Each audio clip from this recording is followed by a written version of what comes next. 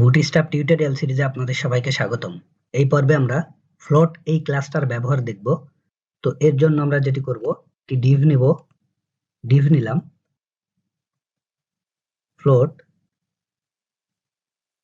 Left, এই ডিভের মধ্যে এই টেক্সটটা লিখে দিলাম। তারপরে আমরা আরো একটি ডিভ নিব, ফ্লোট রাইট, সেম ভাবে আমরা আরো একটি ডিভ নিব, ডিভ ফ্লোট নান।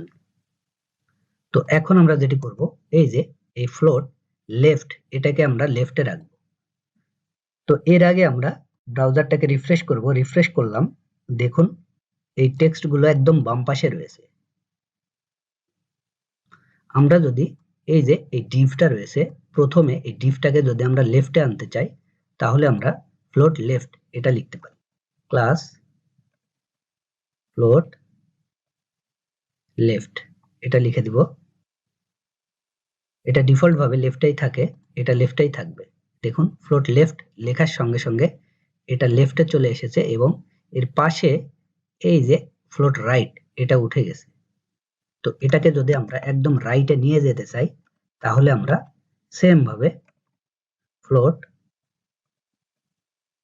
রাইট এই ক্লাসটা আমরা ইউজ করতে পারি। ইউজ করার সঙ্গে সঙ্গে দেখবেন ফ্লোট রাইট এটা একদম রাইটে চলে আসবে। দেখুন ফ্লোট রাইট এটা একদম রাইটে চলে এসেছে, কিন্তু ফ্লোট নান এটা আবার উপরে উঠে গেছে।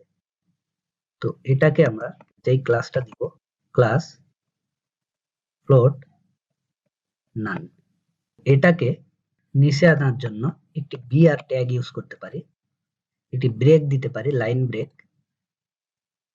দেখুন বিআর ট্যাগ ইউজ করার সঙ্গে সঙ্গে এটা নিচে চলে এসেছে। তো এটাই ছিল মূলত ফ্লোটের ক্লাস এইগুলো। তো আপনারা বুটস্ট্র্যাপ থেকে, বুটস্ট্র্যাপের যে ডকুমেন্টেশনটা আছে এখান থেকে আপনারা বুটস্ট্র্যাপের এই ক্লাসগুলো দেখে নিতে পারেন। এই যে প্রথমে রয়েছে ফ্লোট লেফট, তারপরে ফ্লোট রাইট, তারপরে ফ্লোট নান। আর ফ্লোট এসএম লেফট এটা স্মল ডিভাইসের জন্য। গত পর্বে আমরা অ্যালাইনমেন্ট সম্পর্কে আলোচনা করেছিলাম। অ্যালাইনমেন্টে আমরা রেসপন্সিভ অ্যালাইনমেন্ট সম্পর্কেও আলোচনা করেছিলাম। সেখানে আমরা বলেছিলাম যে স্মল ডিভাইসের জন্য আমরা যেটি করতে পারি, এসএম এই কথাটি লিখতে পারি। এখানে সেম ভাবে রেসপন্সিভের জন্য ফ্লোট এসএম লেফট, এসএম মানে স্মল ডিভাইস। স্মল ডিভাইসটা শুরু হয় 576 পিক্সেল থেকে ওপরের দিকে। তারপরে রয়েছে ফ্লোট এমডি, এমডি মানে মিডিয়াম ডিভাইস। এই মিডিয়াম ডিভাইসটা শুরু হয় 768 পিক্সেল থেকে ওপরের দিকে। তারপরে দেখুন ফ্লোট এলজি লেফট, এই যে এলজি এটা হচ্ছে লার্জ ডিভাইসের জন্য। এই লার্জ ডিভাইসটা শুরু হয় 992 পিক্সেল থেকে ওপরের দিকে। তারপরে যেটি রয়েছে এক্সেল, এক্সট্রা লার্জ, এই ডিভাইসের জন্য যেটা শুরু হয় সেটা হচ্ছে 1200 পিক্সেল থেকে ওপরের দিকে এটা শুরু হয়। তো আপনারা বুটস্ট্র্যাপ থেকে যে বুটস্ট্র্যাপের ফ্লোটের যে ক্লাসগুলো রয়েছে সেই ক্লাসগুলো এখান থেকে আপনারা দেখে নিতে পারেন।